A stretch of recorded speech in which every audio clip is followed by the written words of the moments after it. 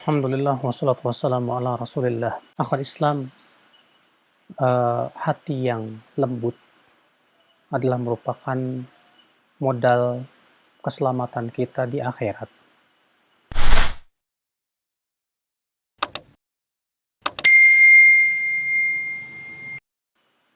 Allah Subhanahu wa taala berfirman dalam surat Asy-Syu'ara ayat 88-89. Yauma la yanfa'u malu wala banun illa man atallaha biqalbin salim. Pada hari tidak bermanfaat harta dan anak-anak kecuali orang yang datang membawa hati yang selamat. Allah Subhanahu wa taala juga menegur kaum mukminin. Alam ya'ni lil ladzina amanu an takhsha'a qulubuhum li dzikrillah wa ma nazala minal haqq. Belumkah saatnya untuk orang yang beriman agar hati mereka menjadi takut dengan zikir kepada Allah? Belumkah saatnya? Para sahabat mendengar ayat ini menangis dan berkata, "Bala qad anal awan." Ya, telah saatnya ya Allah. Rasulullah SAW berlindung dari hati yang tidak bisa khusyuk karena kerasnya hati. Rasulullah SAW berlindung, Allahumma inni a'udzubika min ilmin la yanfa' wa min qalbin la yakhsha'. Ya Allah, aku berlindung kepada Engkau dari ilmu yang tidak bermanfaat dan dari hati yang tidak bisa khusyuk. Maka saudaraku sekalian, kelembutan hati adalah merupakan sumber keselamatan hati. Lembutnya hati kepada iman dan Islam. Lembutnya hati kepada ketaatan dan ketakwaan. Lembutnya hati ketika mendengarkan ayat-ayat Allah ia bergetar. Lembutnya hati yang selalu merindukan bermunajat kepada Allah Subhanahu wa taala. Lembutnya hati yang merasakan kenikmatan dan kelezatan saat ia beribadah kepada Allah Subhanahu wa taala.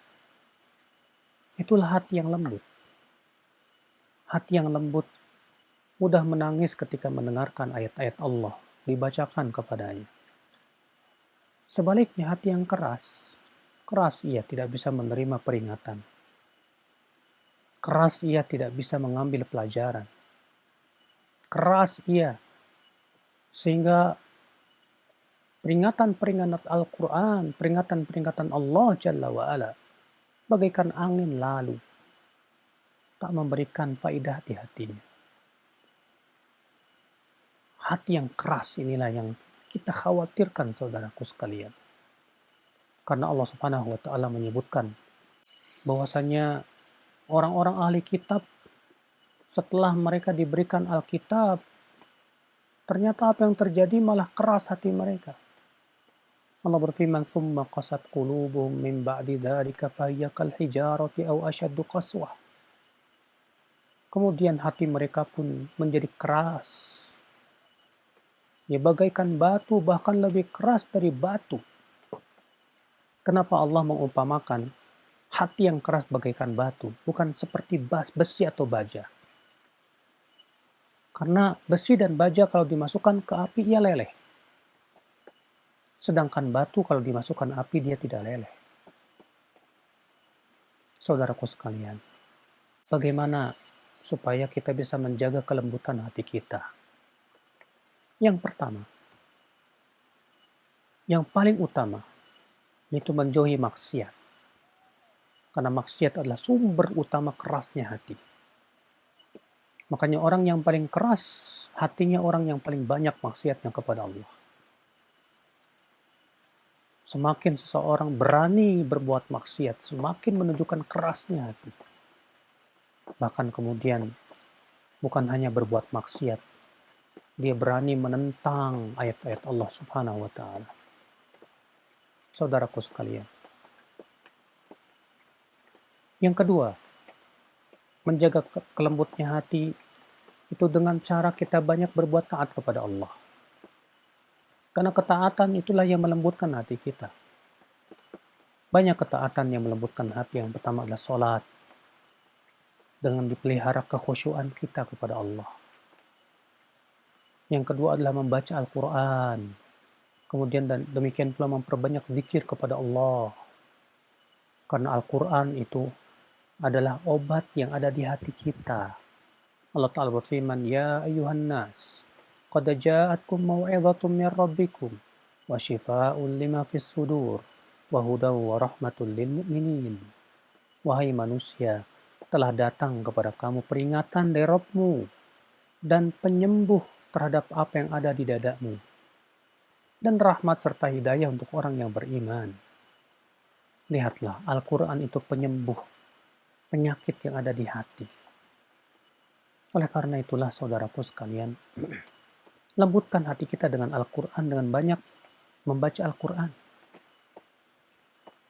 Sediakan waktu-waktu kita untuk banyak membaca Al-Quran.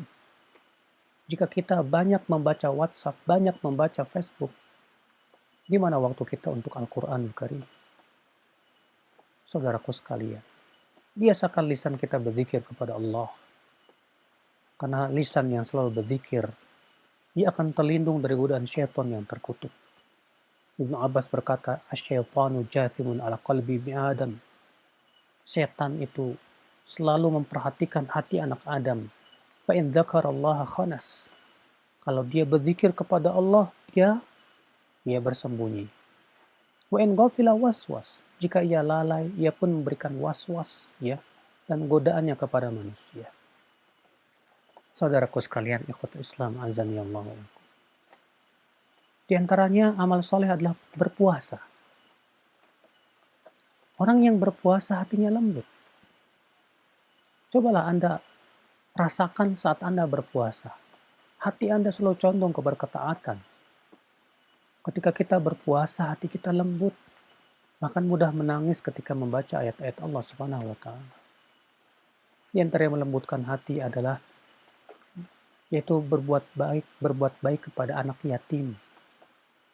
Sebutkan dalam hadis dari Imam Ahmad, ada seorang sahabat Nabi SAW yang mengeluh kepada Nabi tentang kerasnya hati dia. Maka Rasulullah bersabda, Adni ya al-yatim, dekatkanlah anak yatim kepadamu. Wamsah ra'sah, usap kepalanya. Yalin qalbuk, hatimu akan menjadi lembut. Bayangkan mengusap kepala anak yatim, berbuat baik kepada anak yatim bisa melembutkan hati kita, Di antara perkara yang bisa melembutkan hati saudaraku sekalian, akhwat Islam, kita duduk di majelis ilmu. Majelis yang dibacakan padanya ayat-ayat Allah, sabda-sabda Rasulullah. Maka ini sesuatu yang sangat kuat sekali untuk melembutkan hati kita. Karena di majelis itu kita mendengarkan nasihat-nasihat dari Allah Jalla wa'ala. Nasihat-nasihat dan wejangan-wejangan yang isinya adalah seruan menuju Allah dan kehidupan akhirat. Nah inilah saudaraku, kita harus usaha. Untuk melembutkan hati itu tidak bisa kita berleha-leha, tidak bisa kita bersenang-senang, tidak. Untuk melembutkan hati itu butuh kepada apa? Perjuangan. Butuh kepada apa? Berusaha keras. Bagaimana supaya hati kita ini menjadi lembut? Sebab tanpa usaha kita tidak akan bisa. Tanpa mujahadah berjihad melawan hawa nafsu kita tidak akan bisa. Nah saudaraku sekalian, berusahalah dan terus minta kepada Allah supaya hati kita dilembutkan oleh Allah Subhanahu wa Ta'ala, dan supaya kita diberikan kekuatan untuk menjaga kelembutan hati kita. Wabillahi taufik. Subhanakallah bihamdik. Asyhadu an la ilaha illa anta astaghfiruka wa atubu ilaik. Assalamualaikum warahmatullahi wabarakatuh.